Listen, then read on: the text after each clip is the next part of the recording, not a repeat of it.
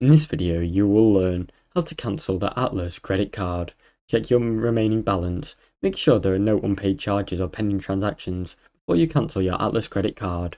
Redeem any available rewards. If your card includes points or cashback, redeem them before closing to avoid any earned rewards. Contact Atlas customer support. Call the number on the back of your card or visit the Atlas credit card website to reach a representative. Request account cancellation. Inform the representative that you wish to close your Atlas account, then verify your identity to proceed and close your account. Confirm account closure. Ask for a written confirmation or an email that states your card has been officially cancelled. Destroy your physical card. Cut the card into small pieces, especially through the chip and magnetic strip, to avoid any personal data being collected. Now you know how to cancel your Atlas credit card. Thanks for watching. Don't forget to like and subscribe.